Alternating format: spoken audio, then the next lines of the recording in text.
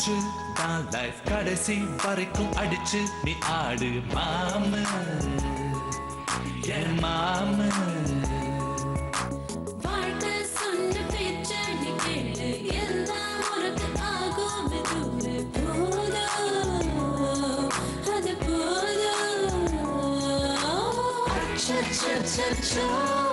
ஏதேதோ ஆயாச்சோ அட 5 நிமிஷத்தில் இருந்த இன்பமும் பறந்து போயாச்சோ.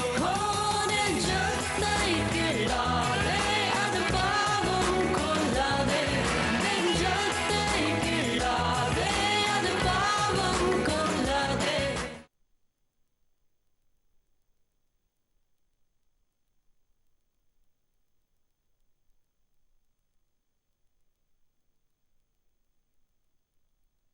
எனக்கு ஃபீஸ் கட்டி படிக்க வைக்கிறது அக்கா. அவங்க எல்லாம் யோசிக்கணும். உனக்கு ஏன் வலிக்குது? உன்னை யாராவது டிஸ்டர்ப் பண்ணாங்கன்னா ஜஸ்ட் இக்னோர் இட். இல்லனா என்கிட்ட வந்து சொல்லு. பெரிய இவ மாதிரி சண்டை போடுறதெல்லாம் விட்டுடு. அப்புறம் ஒரு முக்கியமான விஷயத்த சொல்ல மறந்துட்டேன். இப்பதான் முரளி அண்ணனுக்கு புத்தி வந்தது. அன்னைக்கு கோயில்ல பார்த்த பொண்ணையே பேசி முடிங்க எனக்கு ஓகேன்னு சொல்லிடுச்சு. அப்பா, இந்த விஷயத்துல அண்ணன் கிட்ட ஓகே வாங்குறதுக்குள்ள 7 மலை 7 கடல் தாண்டி முத்த எடுக்கிற மாதிரி ஆயிடுச்சு. அக்கா, நிஜமாவே அண்ணன் ஓகே சொல்லிடுச்சா? பின்ன நான் என்ன பொய்யா சொல்லிட்டு தெரியறேன்? விட்டா கையில சூட ஏத்தி காட்டுன்னு சொல்லுவ போல இருக்கு. இங்க பாருங்க, முரளிக்கு கல்யாணம் ஆகணுங்கிறது தான் எங்களோட ஆசையும். மற்றபடி அது யார் மூலமா நடந்தாலும் எங்களுக்கு அதுல சந்தோஷம் தான். ஆனா இதுவே ஒரு குழப்பமாகி மறுபடியும் முரளி கத்துற மாதிரி ஆகிடக்கூடாது. அவ்வளவுதான். அர்ச்சனா, நம்ம கிளம்பலாம். நான் உன்னை வீட்டில் ட்ராப் பண்ணிட்டு அப்படியே எனக்கு வெளியில கொஞ்சம் வேலை இருக்கு, அதை முடிச்சுட்டு வந்துடுறேன். நான் வரேங்க.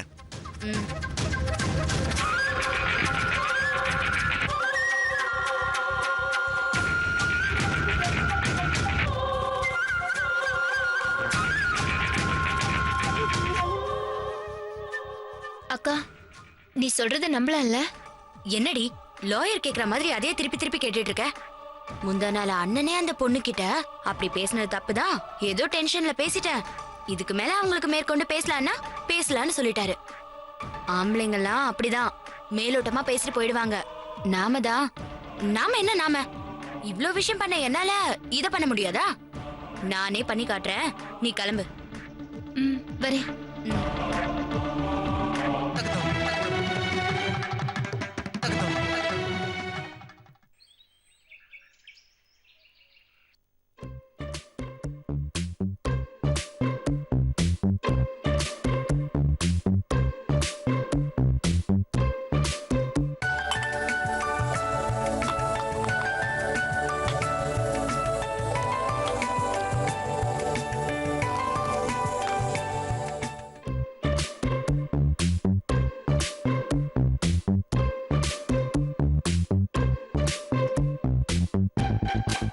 என்னங்க என்ன பாத்துட்டு இருக்கீங்க?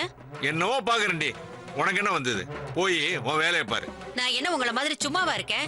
என் வாயை கிளறி வாங்கி கட்டிக்காதீங்க. தெருமனையில இருக்கிற அண்ணாச்சி கடைக்கு போய் காஃபி பவுடர் 1/2 கிலோ வாங்கிட்டு வாங்க. சுத்தமா காஃபி பவுடர் இல்ல. இங்க பாரு, நான் ஒரு முக்கியமான விஷயத்த சுஜாதாட்ட டிஸ்கஸ் பண்ணலான்னு இருக்கேன். எதா இருந்தாலும் சுஜாதா போன பிறகு சொல்லு, அது வரைக்கும் டிஸ்டர்ப் பண்ணாத. ஆமா, இத்தனை நாள் பேசியும் ஒண்ணும் விளங்கல. இனிமே பேசிதான் விளங்க போகுது. காஃபி கேட்டிட்டு கிச்சன் பக்கம் வருவீங்கல்ல, அப்ப சொல்றேன். மனுஷன் கையில காசு இல்லைன்னா துளி கூட மரியாதை இருக்காது போல இருக்கு. இம்போர்ட்டட் கார் பிசினஸ் பண்ணிக்கிட்டு இருந்தவன கடைக்கு போய் காப்பி தூள் வாங்கி கொடுக்குற நிலைமைக்கு ஆளாக்கிட்டாங்க. என்ன லைஃப்யா? Good morning Sujatha.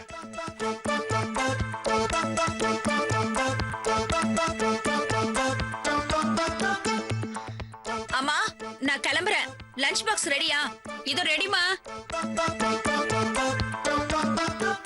சுஜாதா, உங்ககிட்ட ஒரு முக்கியமான விஷயம் பேசணுமா? எத்தனை தடவை சொல்லிருக்கேன், பேங்க்குக்கு கிளம்பும் போது டிஸ்டர்ப் பண்ணாதீங்கன்னு.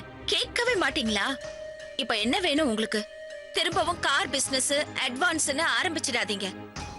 நீ சொன்ன மாதிரி இப்ப நான் கார் பிசினஸ் பத்தி பேச போறது இல்ல. அத தலை முடிக்கிட்டேன். இப்போதைய ட்ரெண்டுக்கு ஏத்த மாதிரி ரியல் எஸ்டேட் பிசினஸ் பண்ணலாம்னு நான் இருக்கேம்மா.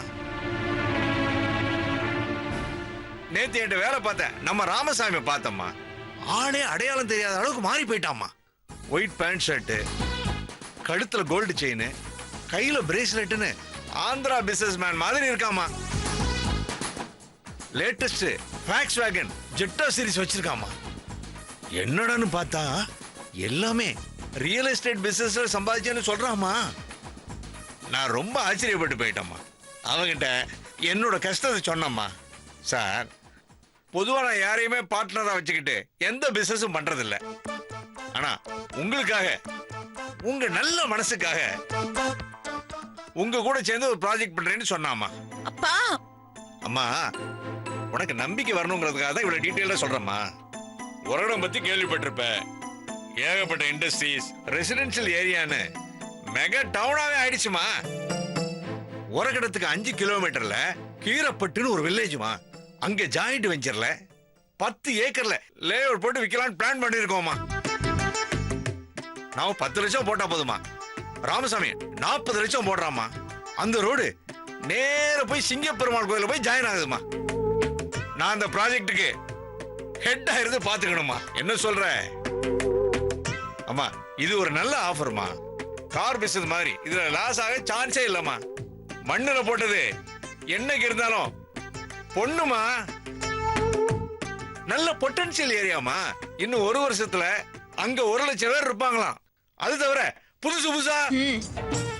உங்களுக்கு ரியல் எஸ்டேட் பத்தி என்ன தெரியும்? ஏமா, எல்லாம் தெரிஞ்சு பண்றதுக்கு நான் என்ன பிளைன் ஓட்ட போறேனா இல்ல ராக்கெட் விட போறேனா? என்ன டிமோட்டிவேட் பண்ற மாதிரி பேசாதம்மா, நல்லா இல்ல.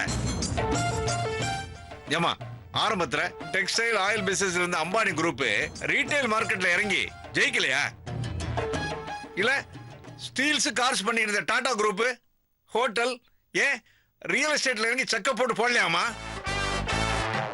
பிசினஸ் மைண்ட் இருந்தா எதை வேணாலும் பண்ணலாம். அது என்கிட்ட இருக்குமா. என்கிட்ட வேலை பார்த்தவன் என்ன நம்பி 40 லட்சம் கொடுத்து என்னையே பிசினஸ் பார்த்துக்க சொல்றான். நான் பெத்த பொண்ணு 10 லட்சம் என்ன நம்பி கொடுக்க தயங்குறியம்மா.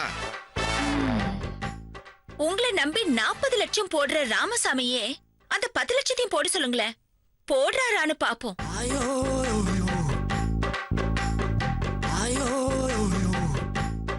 என்னம்மா படிக்காத முட்டாள் மாதிரி பேசுற? நீயே ஒரு பேங்க் மேனேஜர். இப்போ பேங்க்ல ஹோம் லோன் வாங்குறப்போ அட்வான்ஸா ஒரு அமௌண்ட் கட்டணுமா இல்லையா?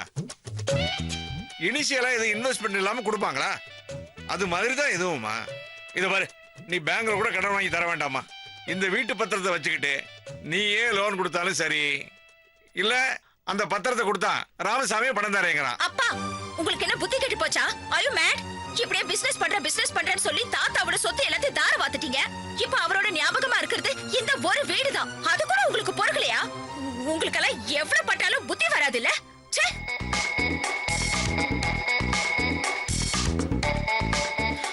அம்மா, எனக்கு லேட் ஆயிட்டு இருக்கு. லஞ்ச் ரெடியா இல்லையா? இதோ வரேம்மா.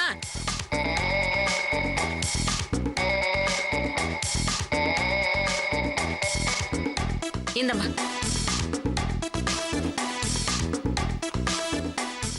அம்மா, வீட்டு பத்திரத்தை எடுத்து நான் விற்க போறேன். பிசினஸுக்காக தானம்மா. இந்த மாதிரி ஆத்திர அவசரத்துக்கு உதவுறதுக்கு தானே கவர்மெண்ட். பேசாதீங்க. இந்த மாதிரி நினைப்பு உங்க மனசுல இனிமே வரவே கூடாது.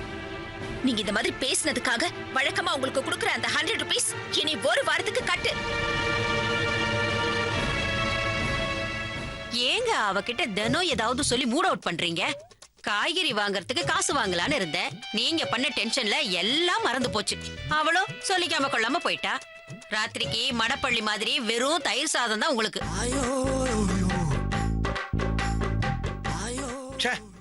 என் வீட்டு பத்திரத்தை வச்சு கடன் வாங்குறதுக்கு நானே வாய்தா வாங்க வேண்டும். இதுக்கெல்லாம் நீ ஒரு நாள் வருத்தப்படத்தான் போற பாரு. அப்ப தெரியும் யாருன்னு.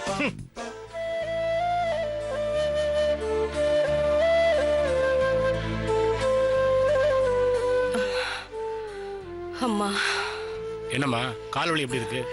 எங்க வலி குறையவே இல்லை, அப்படியே தான் இருக்கு. அடுத்த தடவை மெடிக்கல் செக்அப் பண்ணும்போது இதையும் சேர்த்து செக் பண்ணிக்கலாம்.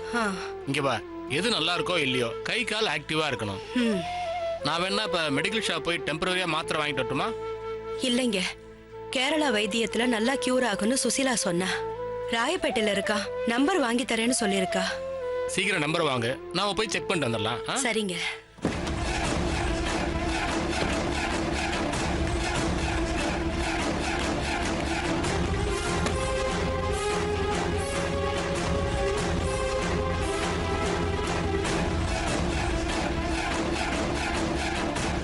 என்னடா ரஃபீக் வீட்டு கல்யாணத்துக்கு போயிருந்தியே?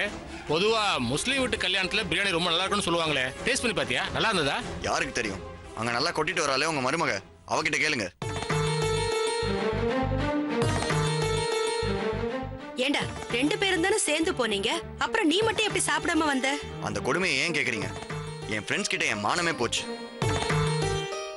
ஏன்பா 2 பேர் சேர்ந்து வெளியே ஃபங்க்ஷன் போனா என்ன பண்ணுவாங்க? எல்லாம் முடிஞ்சது சேர்ந்து சாப்பிட்டு வருவாங்க இல்ல? ஆனா இவ என்ன பண்ணா தெரியுமா? இவன் என் வைஃப், ஹஸ்பண்ட் சாப்பிட்டானா இல்லையான்னு கூட தெரியாம இவ பாட்டுக்கு என்ன விட்டு சாப்பிட போயிட்டா. அங்க இருந்த என் ஃப்ரெண்ட்ஸ்லாம் என்னடா உன் பொண்டாட்டி பிரியாணியை பார்த்தோன்னு உன்னை விட்டு போயிட்டா அப்படின்னு கலாட்டா வேற பண்றாங்க. வந்த கடுப்பு அவளை அங்கேயே விட்டு வந்திருக்கணும். சரி போனா போதும் தான் கூட்டு வந்து தொலைச்சேன். ச்சே, இவ பண்ண அசிங்கத்துல சாப்பிட இன்ட்ரெஸ்டே போயிடுச்சு. ச்சே, இனிமே சத்தியமா இவ கூட வெளியவே போக கூடாதுன்னு முடிவு பண்ணிட்டேன். சரி இப்ப அர்ச்சனா எங்க? அதெல்லாம் நீங்க ஒன்னும் பயப்பட தேவையில்ல. அவளுக்கு எதுவும் ஆகல. யாரும் அவளை கடத்திட்டு போல. அப்படியே கடத்திட்டு போனாலும் அவனே இவ கொட்டிக்கிறத பார்த்து பயந்து இங்க கொண்டு வந்து விட்டு எப்படியா சமாளிக்கிறேன்னு கேள்வி கேட்டு போவான்.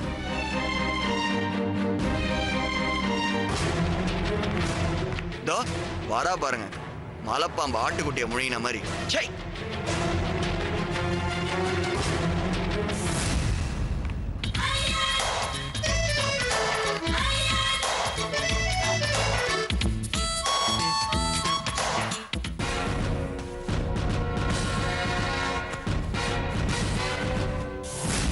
என்ன மாமா, புயல் கரையை கடந்து போயிருச்சா? ஏமா இது உனக்கே நல்லா இருக்கா? பாவம் ரமேஷ் ஆசையா பிரியாணி சாப்பிடலான்னு போனா, அவனை இப்படி பிரியாணி திங்க விடாம பண்ணிட்டேம்மா. 2 பேரும் ஒன்னா தானே இருந்தீங்க, அப்புறம் நீ மட்டும் எப்படி தனியா போய் சாப்பிட போன? அத்த, என் மேல தப்பே இல்ல. நான் இவர் பக்கத்துல தான் உட்கார்ந்திருந்தேன். இவர் ஃப்ரெண்ட்ஸ் வந்ததும் அவங்க கூட அரட்டை அடிக்கிறதுக்காக என்ன மாப்பிள்ளையோட சிஸ்டர் கிட்ட இன்ட்ரோடியூஸ் பண்ணி விட்டுட்டு போயிட்டாரு. ஜெரினோட ஃப்ரெண்ட்ஸ் எல்லாருமே காலேஜ் பொண்ணுங்க. அவங்க சாப்பிட போனப்ப என்னையும் கூப்பிட்டாங்க. நான் வரலன்னு தான் சொன்னேன். அவங்க தான் என்ன கம்பல் பண்ணி கூட்டிட்டு போனாங்க. இவரும் பார்த்துட்டு சும்மா தான் இருந்தாரு. அப்புறம் தையா தக்கான் குதிச்சா என்ன பண்றது? சாப்பிடுறதுக்கு இவரை கிராஸ் பண்ணி தான் போகணும். இவரை பத்தி தெரிஞ்சுதான் நான் அங்கேயே நின்னேன். ஆனா ஜெரினா ஃப்ரெண்ட் ஒருத்தி இவர்கிட்ட பெர்மிஷன் கேட்டு தான் கூட்டிட்டே போனாங்க. அப்ப மட்டும் யா ப்ளீஸ் கோ ஹெட்னு சொல்லிட்டாரு. வெளியில வந்ததும் தையா தக்கா காய்ச்சி முச்சுன்னு கத்துறாரு.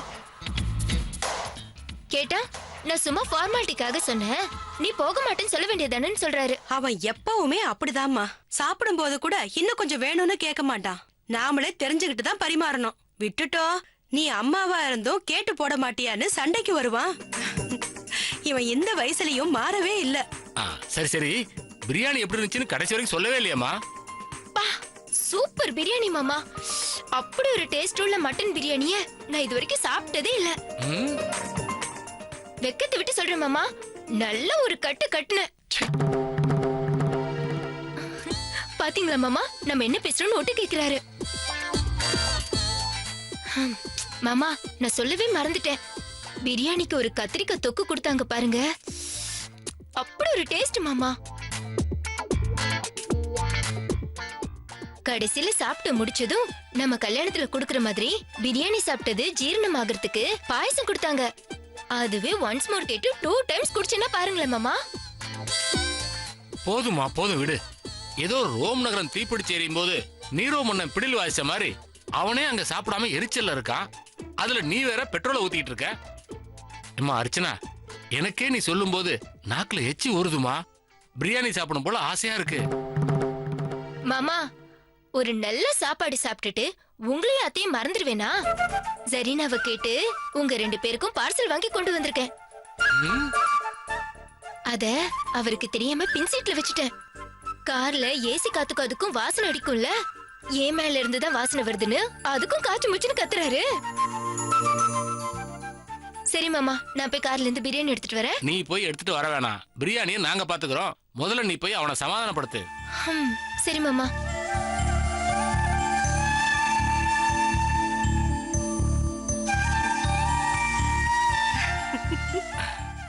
இதுக்குதாமா ஒரு பொண்ணு வேணுங்கிறது.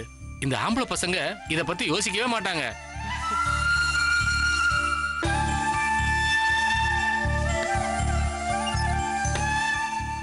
எங்க பிரியாணி சாப்பிடலாம் வாங்க. எனக்கு பிரியாணி வேணாம், ஒரு மண்ணு வேணாம். என்கிட்ட இனிமே நீ பேசாத. நீ என்ன பேசுறது? நான் பேச மாட்டேன். வா.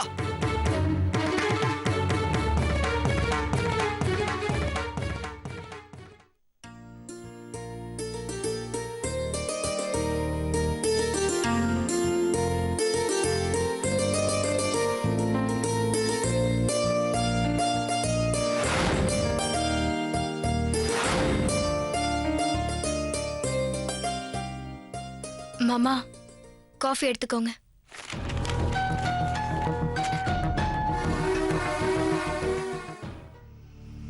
மாமா காஃபி எடுத்துக்கோங்க.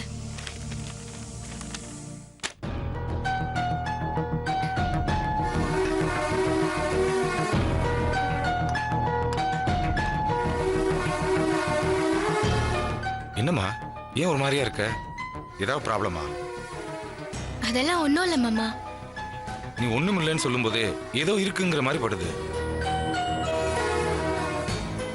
சரி, நந்து எங்க?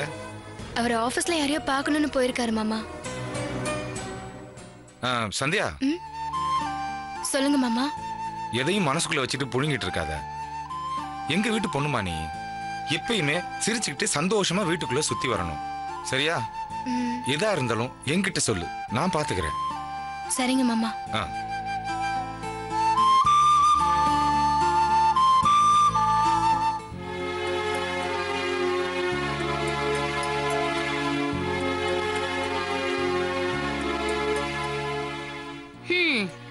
இந்த மாதிரி அந்த காலத்துல அக்கறையா என்னை யாரும் கேட்கவே இல்லையே.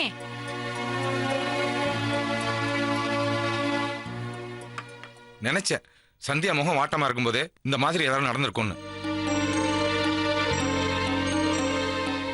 நான் தான் ஒரு தப்பு பண்ணிட்டேன். அவ வருத்தத்துக்கு காரணம் நம்ம பையனா இருக்குமோன்னு நினைச்சேன். ஆனா இப்பதானே தெரியுது அதுக்கு காரணமே நீதானு.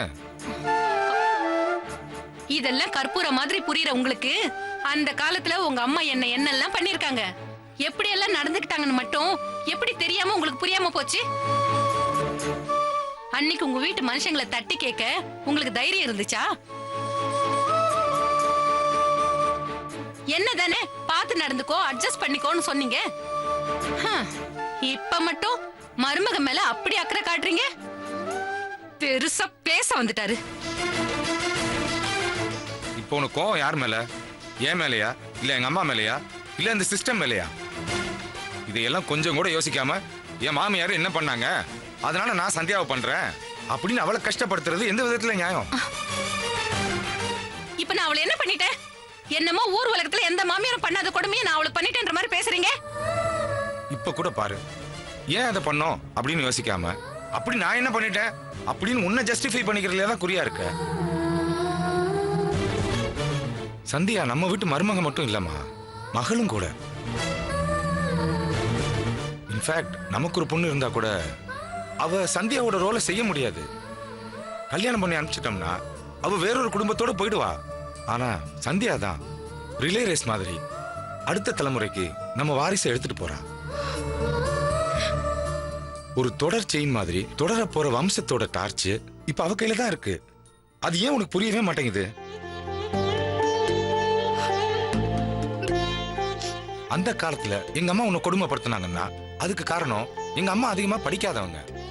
செக்கு மாடு மாதிரி பழைய விஷயங்களே சுத்தி சுத்தி கெட்டியா புடிச்சிட்டு இருந்தாங்க. ஆனா நீ டிகிரி படிச்சிருக்க. அந்த காலத்துல நீ கஷ்டப்பட்டேன்னு சொல்ற, ஏன் நீயும் அதே கஷ்டத்தை சந்தியா கொடுக்கணும்? அவளை உன் மகளா நல்லா ட்ரீட் பண்ணு. அப்ப அவ உன்னை உச்சந்தலையில வச்சு கொண்டாட மாட்டா? காலேஜ்ல வருஷா வருஷம் சீனியர்ஸ் ஜூனியர்ஸ் ராகிங் பண்ற மாதிரி நீங்க ஏன் மருமகளை ராகிங் பண்ணி அடக்கி ஆளணும்னு நினைக்கிறீங்க? இது சீனியர் ஸ்டூடெண்ட்ஸ் ஒரு ரோஸை கொடுத்து வெல்கம் பண்ணி ஜூனியர்ஸை கைட் பண்ணா எவ்வளவு நல்லா இருக்கும். அந்த மாதிரி நீ ஏன் ட்ரை பண்ணக்கூடாது? அதுவும் சந்தியாவோட அம்மா சின்ன வயசுலயே இறந்துட்டாங்க. அம்மாவோட அன்பு சந்தியாக்கு முழுசா கிடைச்சிருக்க வாய்ப்பே இல்லை. அது ஏன் நீ தரக்கூடாது? ஊர்ல யார் யாரோ தத்தெடுக்கிறாங்களே, நீயும் ஒரு காலத்துல பெண் குழந்தை வேணும்னு ஆசைப்பட்டல, நீ ஏன் சந்தியாவை உன் பொண்ணா தத்தெடுத்துக்க கூடாது? யோசிச்சு பாரு. இந்த மாமியார் மருமக பிரச்சனைக்கெல்லாம் பேசிக் காரணம் என்ன தெரியுமா? பாசமா வளர்த்த பையனை மருமக எங்க பிரிச்சுட்டு போயிருவாளோங்கிற பயம்தான். வழக்கமான அம்மாக்களுக்கு வர பொசசிவ்னஸ் தான். இந்த பாரு, குழந்தை இருக்குல்ல, அது தான் அம்மா வேற குழந்தைய தூக்கி கொஞ்சினாலோ அல்லது தூக்கி வச்சிருந்தாலோ அழுது ஆர்ப்பாட்டம் பண்ணும். அதுக்கு மெச்சூரிட்டி இல்ல.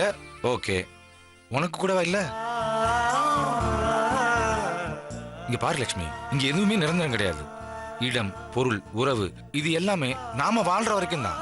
நமக்கு பிடிச்ச எதையாவது செத்ததுக்கு அப்புறம் பார்சல் கட்டி எடுத்துட்டு போக முடியும்? சொல்லு. அப்புறம் ஏன் இந்த கோவம்லா? இப்ப இதெல்லாம் நான் சொல்றதுனால உடனே விளம்பரத்துல வர்ற மாதிரி அழுக்குல இருந்து பளிர் வெள்ளைன்னு மாறிட்டு போறது இல்ல. ஆனா அட்லீஸ்ட் திங்க் பண்ண ஆரம்பி. அப்பதான் இன்னும் கொஞ்ச நாளுக்கு அப்புறமாவது அந்த மாற்றம் நடக்கும். அப்புறம் இன்னொரு விஷயம், அந்த காலத்துல எங்க அம்மா பண்ண எல்லா தப்புக்கும் நான் உங்ககிட்ட இப்ப மன்னிப்பு கேட்டுக்கிறேன். சாரி. சரிம்மா, அப்போ நான் வாக்கிங் போயிட்டு வரும்போது வழக்கம் போல வெஜிடபிள்ஸ் எல்லாம் வாங்கிட்டு வந்துடுறேன். சரியா?